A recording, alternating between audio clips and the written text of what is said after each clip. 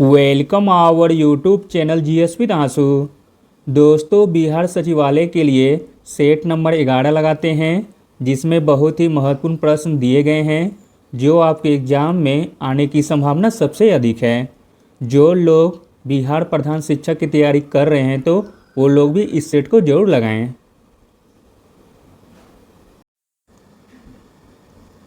चलिए शुरू करते हैं। पहला प्रश्न है, टोक्यो 2020 ओलंपिक हॉकी में भारत ने किस देश को हराकर कांस्य पदक जीता है? तो भारत ने हराया है जर्मनी देश को। भारतीय पुरुष हॉकी टीम ने 41 साल बाद ओलंपिक पदक जीता है। 5 अगस्त 2021 को ओलंपिक खेलों में जर्मनी को 5-4 से हराकर भारत ने कांस्य पदक जीता है। यह ओलंपिक के इतिहास में भारत का तीसरा हॉकी कांस्य पदक है। अगला प्रश्न है, फाइट किस खेल का अंतर्राष्ट्रीय महासंघ है? तो दोस्तों, फाइट शतरंज खेल का अंतर्राष्ट्रीय महासंघ है। फाइट की स्थापना की गई थी 20 जुलाई 1924 को और इसका मुख्यालय है स्विट्जरलैंड के लुसाने में। अगला प्रश्न है, डैश के मध्य की अवधि भारतीय इतिहास में दिल्ली सल्तनत के काल के नाम से जानी जाती है? तो दोस्तों, 1206 ईस्वी से लेकर 1526 ईस्वी के मध्य की अवधि भारतीय इतिहास में दिल्ली सल्तनत के काल के नाम से जानी जाती है। अगला प्रश्न है, मिहिर भोज डैश के शासक थे? तो दोस्तों, मिहिर भोज प्रतिहार वंश के शासक थे। अगला प्रश्न है, 1978 में डैशवें संशोधन ने संपत्ति के अधिग्रहण, उस पर नियंत्रण और बेचने को मौलिक अधिकार से हटा दिया है। वह कौन सा संशोधन है, बताना है। तो दोस्तों, वह संशोधन है 44वां संशोधन। 1978 में 44वां संशोधन के द्वारा संपत्ति के अधिकार को मौलिक अधिकार से हटा दिया गया है। अगला प्रश्न है, अबुल फजल की सूफी संत के पुत्र थे? तो दोस्तों, अबुल फजल शेख मुबारक सूफी संत के पुत्र थे। अगला प्रश्न है, फ्रांसीसी क्रांति किस वर्ष हुई थी? तो फ्रांसीसी क्रांति हुई थी 1789 में। अगला प्रश्न है, वंदे मातरम गीत किस पुस्तक से लिया गया है? तो दोस्तों, वंदे मातरम गीत लिया गया है आनंद मठ से। अगला प्रश्न है, भूतापीय ऊर्जा का अधिकतम उपयोग कहाँ होता है? तो भूतापीय ऊर्जा का अधिकतम उपयोग होता है आइसलैंड में। अगला प्रश्न है, भारत द्वारा विकसित प्रथम वाणिज्यिक असैनिक वायुयान का नाम क्या है? तो दोस्तों, भारत द्वारा विकसित प्रथम वाणिज्यिक असैनिक वायुयान का नाम है सारस। अगला प्रश्न है, विश्व व्यापार संगठन जो अब गेट के स्थान पर है, उसका मुख्यालय कहाँ स्थित है? तो दोस्तों, WTO का मुख्यालय स्थित है जेनेवा में। अगला प्रश्न देखते हैं, विधान परिषद की सदस्यता के लिए न्यूनतम आयु सीमा क्या है? तो विधान परिषद की सदस्यता के लिए न्यूनतम आयु सीमा है 30 वर्ष। अगला प्रश्न है, बांग्लादेश का राष्ट्रीय गान अमार सोनार बांग्ला किसने लिखा था? तो दोस्तों, बांग्लादेश का राष्ट्रीय गान अमार सोनार बांग्ला लिखा था रविन्द्रनाथ टैगोर ने। अमार सोनार बांग्ला गीत रविन्द्रनाथ टैगोर ने 1905 में लिखा था। अगला प्रश्न है, भारतीय वानिकी संस्थान भारत के किस शहर में स्थित है? भारतीय वानिकी संस्थान भारत के देहरादून में स्थित है। अगला प्रश्न है, दीनदयाल रसोई योजना जिसके तहत केवल 5 रुपये में भोजन उपलब्ध कराया जाएगा, 6 अप्रैल 2017 को किस राज्य द्वारा आरंभ की गई है?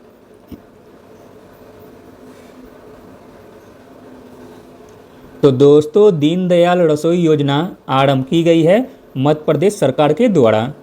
अगला प्रश्न है, जकारियास जॉनसन ने किसका आविष्कार किया था? तो दोस्तों जकारियास जॉनसन ने आविष्कार किया था सूक्ष्मदर्शी का, ऑप्शन नंबर सी। अगला प्रश्न है, निम्नलिखित में से कौन से खेल में गेंद का इस्तेमाल नहीं किया जाता है?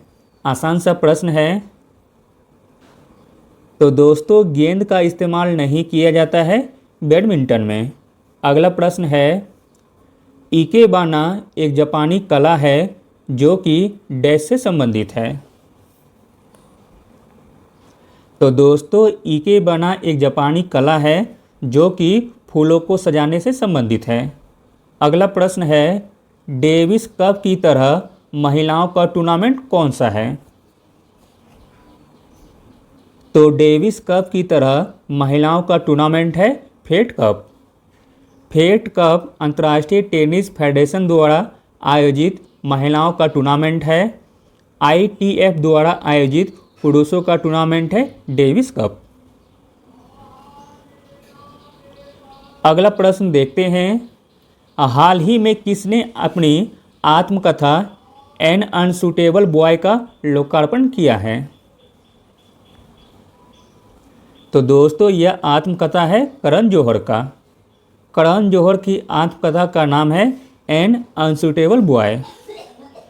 एन अनसूटेबल बॉय भारतीय फिल्म निर्देशक करण जौहर द्वारा लिखित एक आत्मकथा पुस्तक है। अगला प्रश्न है, निम्नलिखित में से कौन सा देश हिंद महासागर तटीय क्षेत्रीय सहयोग संघ का सदस्य नहीं है?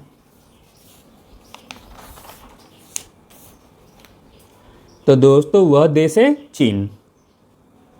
चीन देश हिंद महासागर तटीय क्षेत्रीय सहयोग संघ का सदस्य नहीं है, जबकि इसमें शामिल है श्रीलंका, सेशेल्स तथा मॉरिशस। अगला प्रश्न देखते हैं,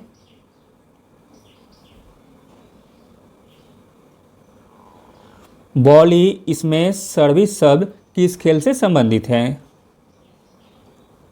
तो दोस्तों बॉली इसमें सर्विस शब्द संबंधित है लॉन टेनिस से। अगला प्रश्न है, जनगणना 2011 के अनुसार बिहार में साक्षरता दर कितनी थी? तो दोस्तों जनगणना 2011 के अनुसार बिहार में साक्षरता दर थी 61.8%। अगला प्रश्न है, बिहार राज्य निर्वाचन आयोग बिहार पंचायत चुनाव में ईवीएम का कौन सा मॉडल इस्तेमाल करेगा? तो दोस्तों बिहार राज्य निर्वाचन आयोग बिहार पंचायत चुनाव में ईवीएम का M2 मॉडल इस्तेमाल करेगा। अगला प्रश्न है, बिट्टू फिल्म को ऑस्कर के लिए नामांकित किया गया है, इसका संबंध बिहार के किस जिले से है? तो दोस्तों बिट्टू फिल्म का संबंध है सारण जिले से। मिड डे मील हादसे पर आधारित बिट्टू फिल्म सारण जिले से संबंधित है। अगला प्रश्न है, बिहार में ग्रामीण क्षेत्रों में स्वच्छता में सुधार के लिए निम्न में से कौन सी महत्वपूर्ण योजना चलाई जा रही है?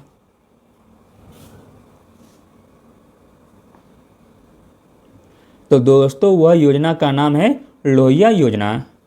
बिहार में ग्रामीण क्षेत्रों में स्वच्छता में सुधार के लिए लोहिया योजना चलाई जा रही है। अगला प्रश्न है, वर्ष 2011 की जनगणना के अनुसार बिहार की पुरुष साक्षरता दर कितनी है? तो दोस्तों वर्ष 2011 के अनुसार बिहार की पुरुष साक्षरता दर है 71.20%, जबकि महिलाओं का परसेंट है 51.50%। अगला प्रश्न देखते हैं, अभी हाल ही में पैरालंपिक में ऊंची कूद में कांस्य पदक दिलाने वाले शरद कुमार का संबंध बिहार के किस जिले से है? तो दोस्तों शरद कुमार का संबंध है बिहार के मुजफ्फरपुर जिले से। अगला प्रश्न है, बिहार में पंचायती राज व्यवस्था सर्वप्रथम राजस्थान और डैश में प्रारंभ की गई थी? तो भारत में पंचायती राज व्यवस्था सर्वप्रथम राजस्थान और आंध्र प्रदेश में प्रारंभ की गई थी। भारत में पंचायती राज व्यवस्था सर्वप्रथम 2 अक्टूबर 1959 को राजस्थान के नागौर में लागू किया गया था। 1959 में ही आंध्र प्रदेश में इसकी शुरुआत की गई थी। इसके बाद 1962 में असम, तमिलनाडु एवं कर्नाटक में तथा 1963 में महाराष्ट्र में तथा 1964 में गुजरात और पश्चिम बंगाल में लागू किया गया था। अगला प्रश्न देखते हैं, विश्व अल्जाइमर दिवस निम्न में से किस दिन मनाया जाता है? तो दोस्तों विश्व अल्जाइमर दिवस मनाया जाता है 21 सितंबर को। अगला प्रश्न है, अमेरिकी अंतरिक्ष एजेंसी नासा ने घोषणा की है कि वह किस ग्रह के लिए वर्ष 2028 से 2030 के बीच 2 अभियान भेजेगा? तो दोस्तों वह ग्रह है शुक्र ग्रह। अमेरिकी अंतरिक्ष एजेंसी नासा ने घोषणा की है कि वह शुक्र ग्रह के लिए वर्ष 2028 से 2030 के बीच 2 अभियान भेजेगा। अगला प्रश्न है, धुबड़ी फुलबाड़ी पुल जो हाल ही में खबरों में था वह किस नदी पर बनाया जाएगा? तो दोस्तों धुबड़ी फुलबाड़ी पुल बनाया जाएगा ब्रह्मपुत्र नदी पर। अगला प्रश्न देखते हैं, डस्टलिक भारत और किस देश के बीच एक सैन्य अभ्यास है? तो दोस्तों डस्टलिक भारत और उज्बेकिस्तान के बीच एक सैन्य अभ्यास है। अगला प्रश्न है, इम्पोर्टेंट प्रश्न है, स्मार्ट सिटी मिशन के तहत बिहार के कितने शहर को चुना गया है? तो दोस्तों स्मार्ट सिटी मिशन के तहत बिहार के 4 शहर को चुना गया है और चारों शहर का नाम है पटना, भागलपुर, बिहार शरीफ तथा मुजफ्फरपुर। अगला प्रश्न है, बिहार का पहला जिला जहां सबसे पहले त्रिस्तरीय पंचायतों के परामर्शीय समितियों ने कार्य करना प्रारंभ किया है? तो दोस्तों वह बिहार का पहला जिला है शिवहर। बिहार का पहला जिला शिवहर बन गया है जहां पहले त्रिस्तरीय पंचायतों के परामर्शीय समितियों ने कार्य करना प्रारंभ किया। अगला प्रश्न देखते हैं, हाल ही में बिहार के किस स्थान पर सड़क अनुसंधान केंद्र बनाने की घोषणा की गई है? तो दोस्तों हाल ही में बिहार के मोकामा स्थान पर सड़क अनुसंधान केंद्र बनाने की घोषणा की गई है। अगला प्रश्न देखते हैं, हाल ही में जारी एसडीजी इंडिया इंडेक्स 2021 के अनुसार बिहार में सड़क दुर्घटना में मृत्यु दर प्रति आबादी 1 लाख पर कितनी है?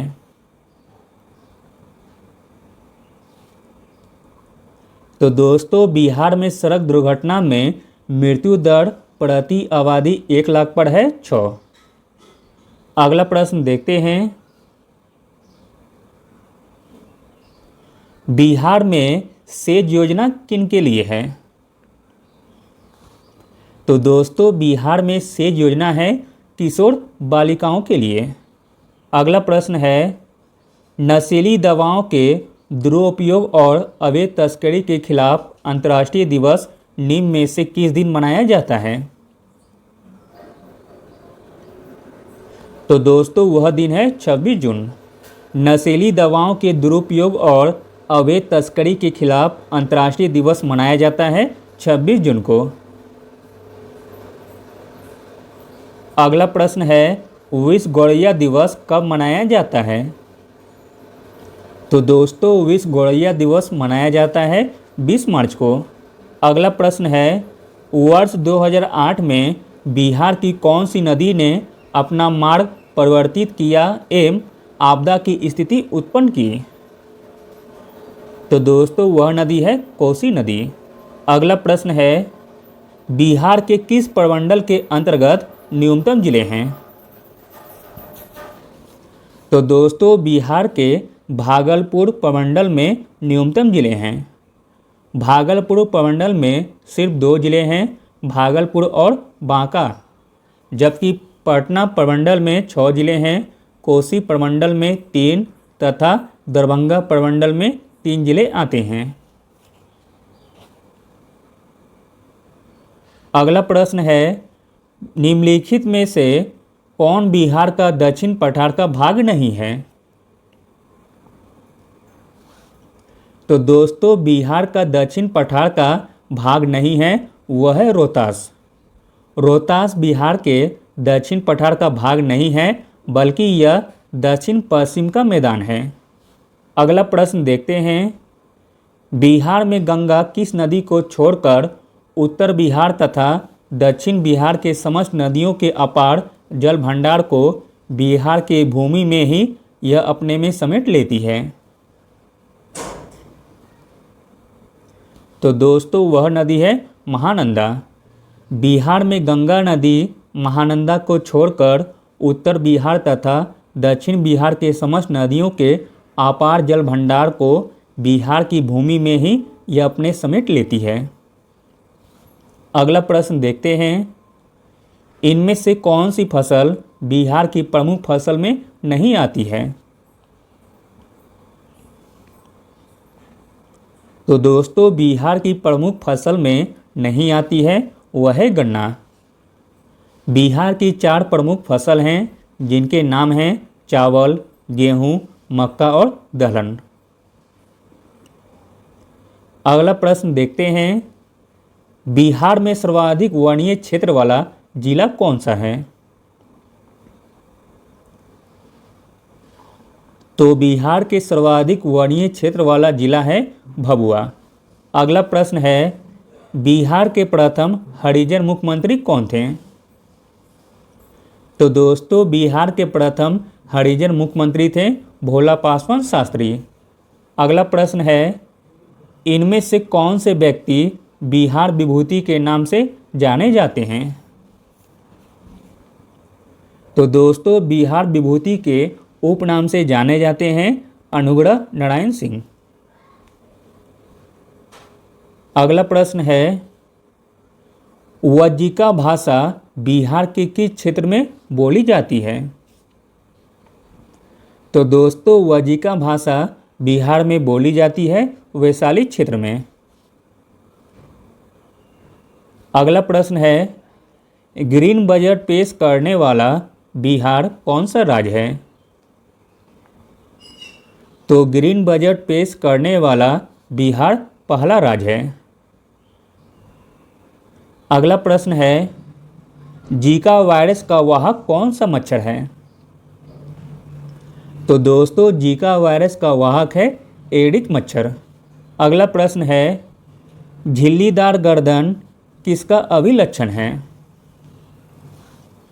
तो दोस्तों झिल्लीदार गर्दन अभिलक्षण है टर्नर संलक्षण का। अगला प्रश्न है, मनुष्य के खून का पीएच होता है? तो दोस्तों मनुष्य के खून का पीएच होता है कम क्षारीय।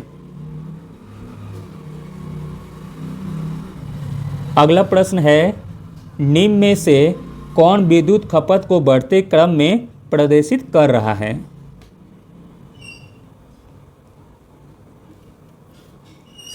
तो दोस्तों विद्युत खपत को बढ़ते क्रम में प्रदर्शित कर रहा है वह है ऑप्शन नंबर सी, पंखा, फिर टेलीविज़न, फिर विद्युत प्रेस, फिर इलेक्ट्रिक केटली। अगला प्रश्न देखते हैं, 2 समांतर प्रतिरोध वाले सर्किट का कुल प्रतिरोध 1.403 किलो ओम है। यदि एक प्रतिरोधक का मान 2.0 किलो ओम है तो दूसरे प्रतिरोध का मान होगा।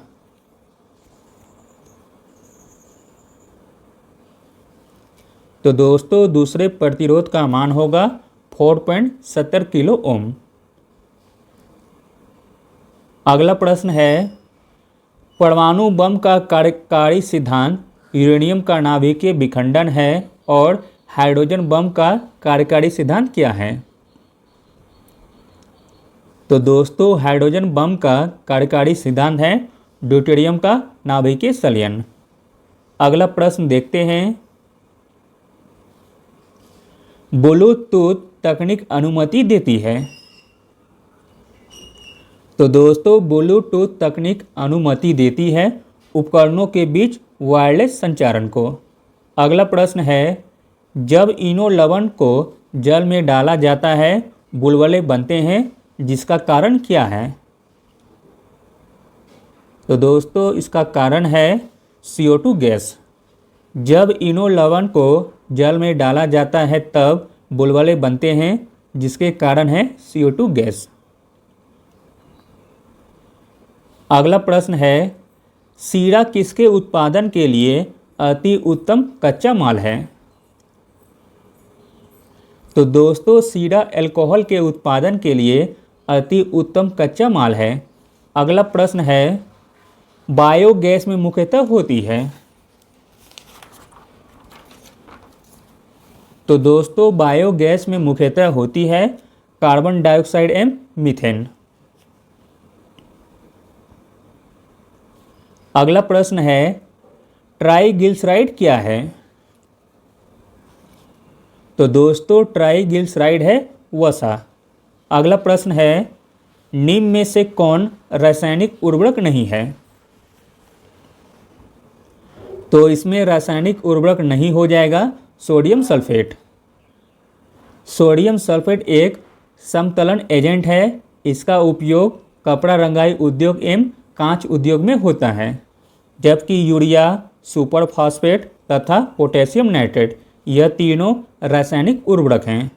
अगला प्रश्न है, रासायनिक दृष्टि से सिंदूर है। तो रासायनिक दृष्टि से सिंदूर है मर्क्यूरिक सल्फाइड। अगला प्रश्न है, वृद्धावस्था एवं काल प्रवाह के विषय में ज्ञान प्राप्त करने की विधा को कहते हैं? तो दोस्तों वृद्धावस्था एवं काल प्रवाह के विषय में ज्ञान प्राप्त करने की विधिया को कहते हैं जेरेंटोलॉजी। अगला प्रश्न देखते हैं, निम्नलिखित में से कौन सा कथन सही नहीं है? जो कथन गलत दिया गया है उसका पहचान करना है। तो दोस्तों इसमें जो कथन गलत दिए गए हैं वह है ऑप्शन नंबर ए, सभी इकाई नोडमर सजीव प्रजक होते हैं, जो कि गलत दिया गया है। बाकी तीनों सही दिए गए हैं। गोल कृमि में कोई परिसंचन तंत्र नहीं होता है, बिल्कुल सही दिया गया है। अस्थिर मछलियों में वाताशय आमतौर से विद्यमान होता है, यह भी सही है। उपास्थीमस मछलियों में निषेचन आंतरिक होता है, यह भी दोस्तों सही दिया गया है। अगला प्रश्न है, सेब के फल में लाली का कारण क्या है? तो सेब के फल में लाली का कारण है एंथोसायनिन। अगला प्रश्न है, मायोपिया किस अंक का दोष है? तो दोस्तों मायोपिया नेत्र अंक का दोष है। अगला प्रश्न है, पार्श्विक मात्रक है? तो दोस्तों पार्श्विक मात्रक है दूरी की। अगला प्रश्न है, निम्नलिखित में से कौन सी राशि सदिश नहीं है? तो दोस्तों इसमें सदिश राशि नहीं है, वह है आयतन, जबकि बल, वेग, विस्थापन यह सभी सदिश राशि के उदाहरण हैं। अगला प्रश्न है, बर्फ जमी झील के अंदर मछलियां जीवित रहती है क्योंकि दोस्तों झील के तली पर जल नहीं जम पाता है। अगला प्रश्न है, पीतल नीम की मिश्र धातु है? तो दोस्तों पीतल मिश्र धातु है तांबा एवं जस्ता का। अगला प्रश्न है, जल के लिए pH मान होता है? तो जल के लिए pH मान होता है लगभग 7। अगला प्रश्न है, जल में कार्बन डाइऑक्साइड प्रभावित करने पर बना सोडा वाटर। तो दोस्तों जल में कार्बन डाइऑक्साइड प्रभावित करने पर बना सोडा वाटर अम्लीय प्रकृति का है। अगला प्रश्न देखते हैं, पौधे के कौन से भाग से हल्दी प्राप्त होती है? तो दोस्तों पौधे के तना भाग से हल्दी प्राप्त होती है। अगला अंतिम प्रश्न देखते हैं दोस्तों, अफीम का मुख्य अवयव है? तो दोस्तों अफीम का मुख्य अवयव है मॉर्फिन। अफीम पोस्ते के अथपके फल से प्राप्त लेटेक्स को सुखाकर बनाया जाता है। इसका मुख्य अवयव मॉर्फिन होता है। Thank you.